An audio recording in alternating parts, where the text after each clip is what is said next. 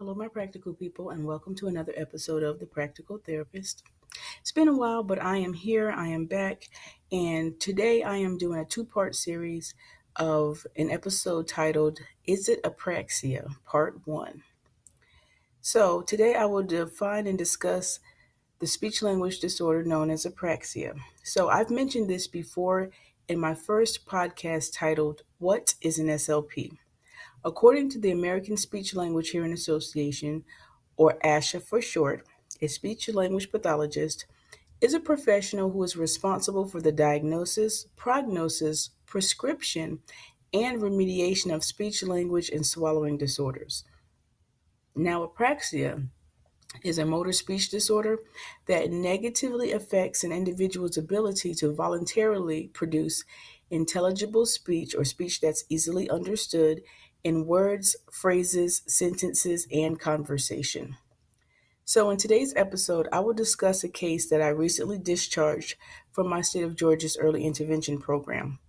I decided to dedicate this episode to that particular case in hopes that my experience can help another patient, their family, or even a new SLP in the field who may have a difficult case similar to the one that I'm going to discuss today. After I discuss the patient, I will offer my synopsis of why I felt this patient had apraxia, although when he aged out of our early intervention program, his neurology appointment that I had referred him for was still being scheduled, and he was currently waiting to see a local neurologist to get evaluated to either rule out or confirm the presence of apraxia. So let's get into this child's case history.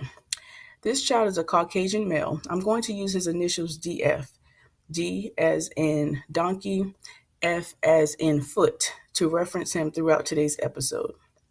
At the time of the referral, which occurred in June of 2021, DF's chronological age was 2 years, 3 months.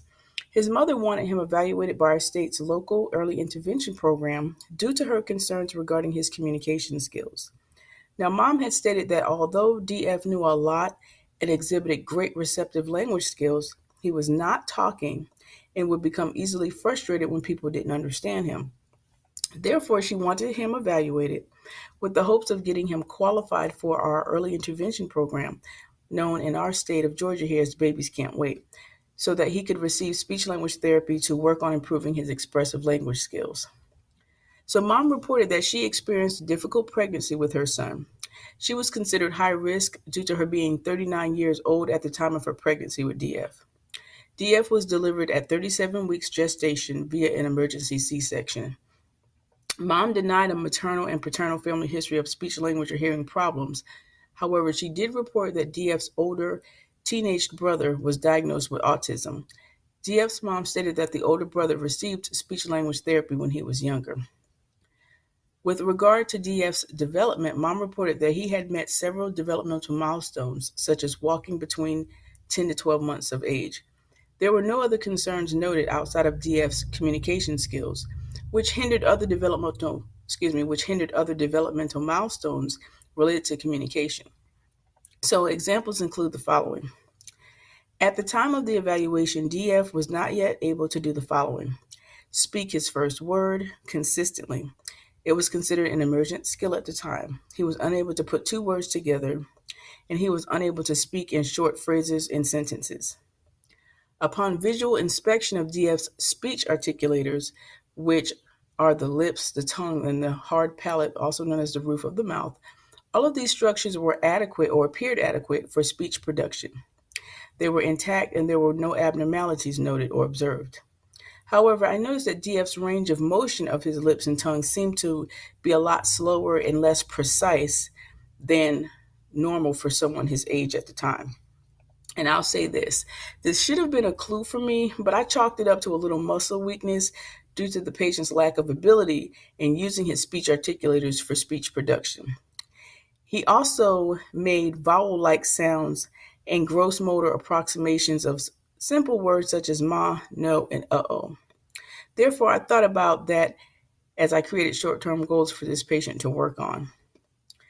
And I may have covered this before, but if I haven't, approximations of words are words that are produced by a patient. Well, in context, you know what they're saying. And really, you need to know the context to understand what the patient's saying. So, for example, if the patient is saying the word bubble, but the word comes out as bubble, but the patient is pointing to a container of bubbles or holding a container of bubbles and thrusting the bubbles towards you while saying bubble compared to bubble, it's a close approximation of the word bubble. And because the patient is holding a container of bubbles and wants you to open the container so that you can blow the bubbles, that would be a gross approximation of the word bubbles. And in context, you would know that that's what the child is asking for. So I just wanted to take a detour just to explain what an approximation is. Okay, so getting back to DF. So naturally, when I completed the evaluation, I did not suspect possible apraxia of speech at the time. So I wrote a plan of care based upon what I thought was an expressive language delay. Therefore, my initial goals for DF were the following. DF would complete several oral motor exercises to address again what I saw as suspected muscle weakness. So my plan was for him to complete the following oral motor exercises to improve voluntary motor control of speech production. So I had him participating in lip rounding exercises, lip retraction exercises, and tongue protrusion exercises. And I wanted him to be able to successfully complete at least 4 out of 5 opportunities, or at least complete the exercise with 80% accuracy.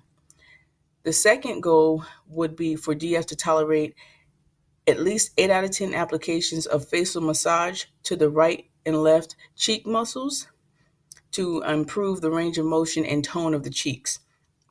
And then the last goal for expressive communication, I wrote a goal for DF to imitate and or approximate, there's that word again, approximate targeted single words and or 1 to 2 simple phrases, such as bubbles, juice, more juice, and at least 3 out of 4 or 75% of opportunities provided. And again, I would give him like verbal cues and prompts to help him meet that goal when he was engaged in a clinician-directed or family-centered activity.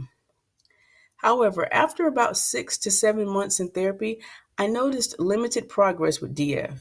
There was frustration on his part as a patient, my part as the therapist, and mom's part as the caregiver and provider. Keep in mind that mom was driving 45 minutes to an hour weekly to see me. She was very dedicated, so I understand why she began to get a little frustrated with seeing a lack of progress with her son's communication skills. So given DF's limited progress after so many months in therapy, I began to look at the similarities and differences between apraxia and expressive language delay. Therefore, I used his upcoming reevaluation to review my notes, and that's when I decided to revamp his plan of care. So in part 2 of this series, I'll discuss the similarities and differences between apraxia and expressive language delay, which helped me to come to what I feel was the right conclusion. Now, if any of what I'm describing to you sounds familiar to you as a parent, a caregiver, or another SLP, or even a teacher, make sure to leave me a message and reference this episode. So that concludes another episode of The Practical Therapist. If you like this content, don't forget to follow me on Spotify and switch on notifications to get informed of new episodes released as soon as they come out.